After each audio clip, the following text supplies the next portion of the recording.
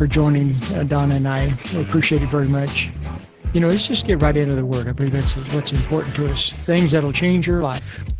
And if anything will change your life, it's the Word of God.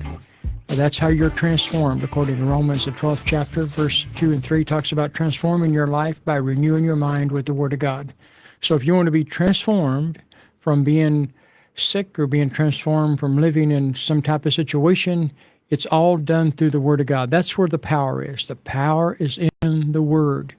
It's not based on how strong-willed you are or how weak-willed you are. It doesn't based on you. I can't do this. I don't have the ability to do this. The Word of God has the ability to get it done. And what you've got to do then is, as Donna Marie always says, you don't have a sickness problem. You have a word problem. You don't have, some type of problem. You have a word problem. So anytime that you have a situation in your life that you can't find a solution for, it means you have not found the promises of God. And if you find the promises of God, I'm always looking at the promises of God. There's about 7,000 promises in the Bible. You have a lot of promises from God that can help you be able to get through certain situations. And sometime, I tell people, if you're going through hell, don't stop. Just keep on going. You'll get to the other end of it. It's like going through a small town in the South. So if you're going through hell, don't stop. Just keep on going. And, and don't jump off. I tell them, when you're in the tunnel with the train, and it's rattling and shaking, and you can't see nothing, don't jump off the train. Okay, stay on the train. Of course, that's transit and old hobo addicts there. So what you want to do, though, is you want to make sure that you listen to the Word of God, and part of it has to do is just learning out of 1 Thessalonians 5:18. Says, "In everything give thanks, for this is the will of God." And we've been talking about being thankful and learning to be thankful. And, as a result of that, Donna Marie and I, we practice trying to be happy all the time. I tell people, I said, when I hit my 30s, I got a little bit depressed in the sawmill, got over that.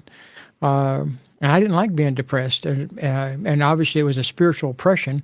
I didn't understand what it was. It was actually a little bit earlier than 30s, but, it was just got depressed, okay? And so, working in the sawmill can be sort of gloomy anyway, but it was a spiritual oppression. And I didn't like it. I didn't like the feeling of it. So Donna Marie and I, we've always practiced being thankful for what we had. Now, I was raised in extreme poverty. I didn't know that I was raised in poverty. I didn't know that that's what it was. Now, my brother Johnny Ray, which is gone, already passed, he used to tell me that he would go to bed hungry when he was a child. Well, I never went to bed hungry. And as a result of that, I didn't really know that we were living in poverty. I had clothes. I lived in a house.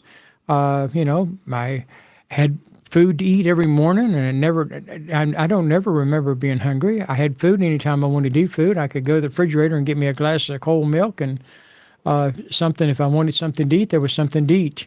But basically, we did every morning have biscuits and gravy, and for dinner we had pinto beans and cornbread. And one of my favorite meals today is pinto beans and cornbread. Okay, but I remember as a child thinking, I kept watching Dad kept him in this bend where he'd get the pinto beans from, and I kept thinking, God, we're getting to the end of it. Maybe he's going to get something else. And about the time it got to the very bottom of that bend, I had been watching it for a month, thinking, okay, he's going to get something else. We're going to run out of pinto beans, and we're going to get something else. And here comes Dad with a big 50-pound bag of pinto beans on his shoulder, okay, carrying it in, emptying it in that bin. Had an old Hoosier cabinet. I don't know if you know what that is anyway, but there's a cabinet, like a self-contained cabinet that you buy and you bring it into the kitchen, and, it had like a place for flour and where you could sift flour. It would go into the top and places for glasses and dishes and stuff like that, and had bins and stuff for other kind of food. So here Dad brings that 50-pound bag in. It was like, okay, and I didn't understand that. We had an outside toilet. We had running cold water. We felt pretty good about all that. I mean, I didn't know any better than that. I didn't, not being raised with hot water, have an outside toilet until I was 15 years old. I didn't understand anything different than that. And that's what happened was, and my mom never complained. My sister, my brothers, I don't never remember my sister Charlene ever complaining about anything. Never, ever had her ever heard her talk or complain about anything, and neither did I hear my mom. Now, I remember my dad had a guy that would come over from Coburn, Virginia, Gipsies, and he'd have this truck, and Dad would flag him down, and at the beginning of school year, he'd buy me a couple of pair of pants and an old pair of Brogan shoes. Now you got to be Irish to understand brogan shoes. Okay, they're the old man shoes. They're just they come up. You got regular size shoes, and then they come up to the top, sort of like a walking shoe. They look just like a walking shoe, but they were leather. If you got walking boots, they're basically how they stride up to protect your ankles. These were they were called brogans, and they were leather. And I can remember getting holes in those, and then I would put sometime paper in the bottom of it so that my foot wouldn't actually touch the ground. Well, that's just the way we lived. Nobody thought anything different than that. Now, once I moved to Oregon, Donna Maria and I and got married, I mean, we enjoyed everything. I mean, just if it's whatever we were doing, we would enjoy. If we just go out for a ride and go down these roads and just investigate and look at trees and look at, petrified wood and rocks. And, we'd drag stumps home. Sometimes be excited about dragging a stump home. Okay. I remember we had one stump where we used to go camping. We had worked on that sucker for years. Okay. And then we had these petrified logs that we had worked on for years. And my brother Roscoe came out to visit, and he helped me dig it out. And that sucker weighed probably a ton. We finally had to leave it at the last house I sold. I couldn't. No, I think we did bring it. I think we got Daniel to get his excavator to go over to get this petrified log and bring it over here. That is right. I thought we was going to leave it because I had no way of getting it. I had to take an excavator to get it. But my brother Roscoe, he helped us dig it out.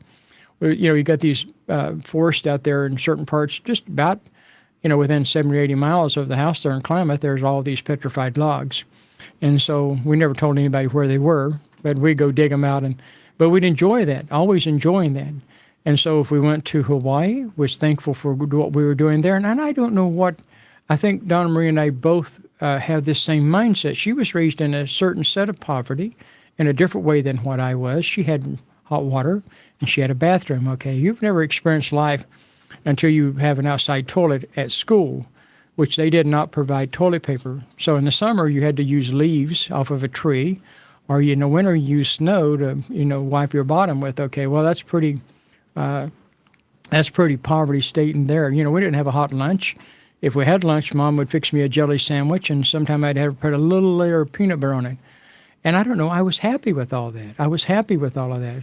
And so then we would eventually, when we started going into business, we stayed at some of the best resorts in America, the Omni and Tucson. I mean, just wherever we were at, downtown Chicago, you get that, wherever you're at, we stayed in some of the best hotels and resorts in America and enjoyed that. And in Hawaii, we enjoyed, we'd go to Hawaii and we'd enjoy that.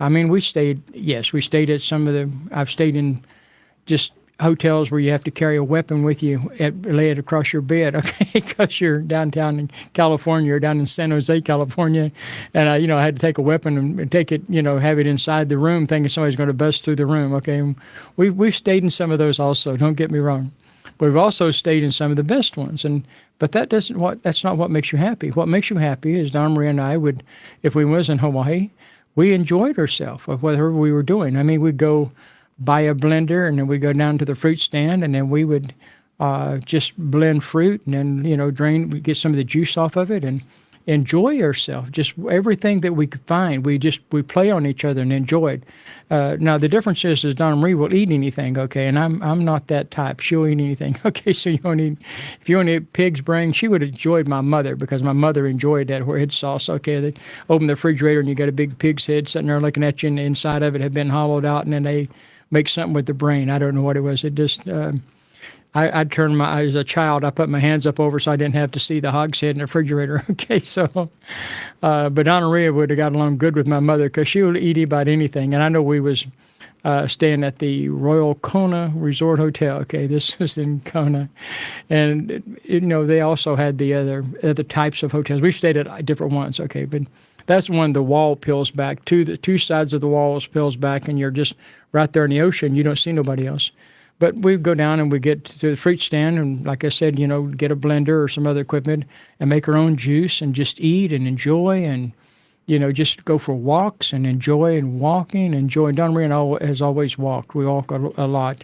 If we was out in the woods, we'd go and take our dogs with us and do that, and play with the dogs, finding us and hiding and all those kind of things. And then there was, and again, Donna would eat anything. So I don't know if I'm going to tell this or not, but so we were staying at the hotel, at this one particular hotel, which was We stayed at, it all depends what island you're on and what hotel. And sometimes we liked different hotels over different hotels. And so she would eat anything. So I went to the down to the desk and I said, what if somebody was to eat one of those nuts that are the nuts that are outside there on the tree coming in? And he said, oh, no, brother, no, brother, no, brother. Nobody wants to eat those. No, brother, no. No, no, no, no, no, no, no, no, no. You don't want to eat those. And I can remember when Donna Marie was eating it, she said, it smells like almond. I said, so does strychnine. Okay, strychnine smells like almond too. And so that's the jungle warfare training. Just because it smells good doesn't mean you can eat it, okay? I wouldn't eat it. No, she said, no, it's really, really pretty good. So anyway, he said, no, no, no, brother. Nobody wants, no, no, do not touch that. No, no. So I said, well, I stood around for a second or two. I said, what happens if somebody was to eat that? Get them to the hospital now, stat. Get them to the hospital now, stat, stat. Get them to the hospital now, stat. Okay, so I go back up and Donna Marie's curled up in the bathtub. I said, okay, we're going to the hospital, stat. So we get there and come to find out the kimono nuts is what they gave the prisoners to make them suffer. And I remember the physician working on Donna is like, what made you eat those? And he looked at me. He's like, I don't have a clue why she eat this stuff, okay? She'll eat anything, okay? So since then, she's been a little bit more cautious about eating anything. And just, that's what we've done, though. We'd enjoy the flowers. Donna Reed enjoyed the flowers more than I did. It's a guy thing. Take a picture, baby, okay? But again, if you're not thankful for what you have, nothing will ever make you happy. If you're not thankful for people and your family, I enjoy my children. I enjoy strangers. If you make a decision to enjoy things, money will not make you enjoy things. All money does is empower whatever's in you. If you've got craziness in you, money will empower the craziness. If you've got goodness in you, money will empower the goodness in you. That's all that money does. Money just empowers you with what is in you. And so if something's in you, all money does is help you to facilitate that or make that to take place, but it won't make you happy. Things do not make you happy. What makes you happy is to enjoy one another.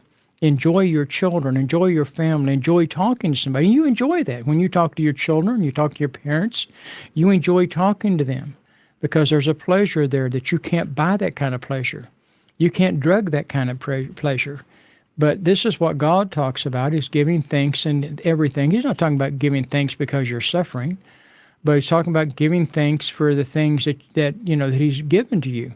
And one of the things out of 1 Corinthians, the 10th chapter, verse 10, talks about they were complaining and murmuring. And, oh, Lord, they were murmuring about the leadership of Moses and Aaron. I won't go into the full factor. That's what Paul was making reference to. But again, it talks about murmuring. And different places they murmur because they missed the leeks and the garlic. They had that Mediterranean diet, okay? So they were missing the fish and the leeks. And they were complaining to God. And God got upset. And Hebrews said he got upset at them because they were complaining about the food. And here they were eating this heavenly manna. But they were wanting fish and they was wanting that garlic. Okay, they said they missed garlic and they missed the onions. They missed all these different kinds of just like the Mediterranean food. And I always said, by the way, all those mummies they found, none of them were skinny. Okay, they all pretty fat. Okay, so that Mediterranean diet's supposed to be healthy for you, but I'm not too sure about all that. But I will tell you that what is important is for you to make a decision that you don't complain about things, but you be thankful for the things that you do have. And if you got a certain, I've never complained about our vehicles. I've never complained. There's only been a few times that I might have borderline complaining a little bit. I had a 73 Toyota that they had put some experimental valves in, and it smoked so bad. I'm telling you, drive down the road, and they replaced it. They replaced the valves, and then they shaved the head a little bit, and then they went bad again. The ones they put in it again, it replaced. It also was going bad again, so it smoked really bad. Okay, so your car's smoking so bad. And then it didn't have the ability to get up a mountain. You'd have to get a run and go to get up a hill. Okay, and so I can remember going to Radiant, California, and then I had Harvey Buck with me and some other different men, and they got outside, would help me push it up the mountains. Okay, so it was time to change cars. Okay, in other words, it didn't have the compression in the engine to get up, to do certain things, and sometimes even start. You'd have to say, get somebody to help you push to get it started. Okay, you had to get a running go at it. Okay, and I don't know. I just never worried about it, never thought about it, never paid any attention to it. Okay, never paid any attention. I was just glad to have a car. And it was brand new when we bought it, and obviously I ended up trading it. I had another car. Donna Marie is much better at it than I am. Now my mother-in-law said, Tim, you get more miles out of any car of anybody I've ever known. Okay, if I don't get about 300,000 miles out of them or more, I had some old Suburbans that Donna replaced the engine in one of them because I go off by myself in the woods, and she's concerned I get out there and get lost or something. I've never got lost in the woods, but get out there on some of those mountain roads out there by yourself so I could go pray and seek God. But again, it's learning to be happy about where you're at. If you can't be happy where you're at, nothing will make you happy. I can tell you, nothing will make you happy. A car won't make you happy. Money won't make you happy. Even a person can't make you happy. The only person that can make you happy is God and you. That's the only person that can make you happy. And that is, if you fellowship with God, it does something to the inside of you to where you enjoy life. And if you don't have God and you don't have daily fellowship with God, you don't enjoy things. Enjoy your breakfast, enjoy your food. Whatever you do, enjoy it. And whatever you have, enjoy it. And be thankful for it. And so I'm thankful every day. I look for things to be thankful for. And it's not like I just, God, I appreciate that. And I'm thank you for He's taking care of me. And God has been good to me and my family. God has been good to the McFall family. Jesus has been good to me and my daughter and my son and my grandchildren. And they will tell you that. They know that. They're blessed. And the reason that my grandchildren are finding that out, they're finding out they're blessed. They're just figuring out that it has something to do probably with us standing and praying for them. They know that I pray for them every day, just like I pray for you that watch the program. And so what I want you to do is make a decision that you will, find out things that'll make you happy. That's what you want to find out. Find things that whatever is there, enjoy it. If you sit down somewhere and read a book, be happy about it. Don't be thinking there's something else going to make you more happier. The grass is not greener on the other side. It's just artificial turf, okay? It's not going to make you happier. Nobody else is going to make you happy. Nobody can make you happy but you. Nobody. I mean, that's what happens in marriage. Somebody thinks, oh, they just fulfill me. They make me complete. And then after I tell people, there's a honeymoon period of time, about 5 to 7 years. And 7 years is about a breaking point for some people in their marriage. And 14 years is another breaking point. And then because people think people are going to make them happy. No, you can be happy with somebody if you make that decision. And that's what Donna Marie and I have done. And we're not perfect. I mean, we've been married 55 years, working on 56, so we know a little bit about marriage. But we work on being happy. That's what's important. What makes you happy? And one of the things you'll find out is if you'll practice just being thankful, you say, oh, my car's old. I had that old car, like I said, that, smoked so bad. It was embarrassing, okay? I can remember getting stopped one time on the other side of Bend, Oregon, and I had gotten a run and go. When I say a run and go, was like was really speeding, coming. I knew I was coming up this hill, and I started up this hill, and then because to get over the hill, you had to get a good run and go to get over. And I remember the cop stopping, and he stopped. And he said, "Okay." I said, "Listen, you caused me a lot of trouble. I had to get a run and go to get up this hill because I've lost compression in this engine. I don't even know if I can get it started again or not." Anyway, he didn't write me a ticket out, so he helped me get the car moving and got over the hill. I've always been thankful for the Bend County Sheriff, okay, in Bend, Oregon. I forget the county. I don't know if it's not Deschutes. I don't remember what the county is up there, but I've always been thankful for their county because he didn't write me out. He didn't give me a citation. He understood. Once he heard the car running, he understood that I was having issues and trying to get up over the hill. Well, again, I was happy for that car and happy for some other cars that I've had. Whatever I've had, I've tried to be very thankful for. Coming out of an area of poverty, we didn't have anything. But even then, we didn't know that I was not unhappy as a child. I don't remember being not happy. My mom, I don't remember my mom being unhappy, or my dad, or my brothers or sisters. I don't remember anybody being unhappy. And the mountain people that I know that lived in that area, I don't remember people being unhappy. People always had something enjoyable to talk about. There's always something enjoyable. The communication was enjoyable. Talking to people and being friends with people. I mean, it was always, well, okay, what do I want to encourage you? You know, you got a lot of things going on this time of year. If you're looking for gifts, gifts won't make you happy. People won't make you happy. Things won't make you happy. God can make you happy. God's the only one that I know that can fulfill you and bring fulfillment. Now I hear the music coming on. Anyway, I appreciate being with you. Have a blessed day. Thank you very much.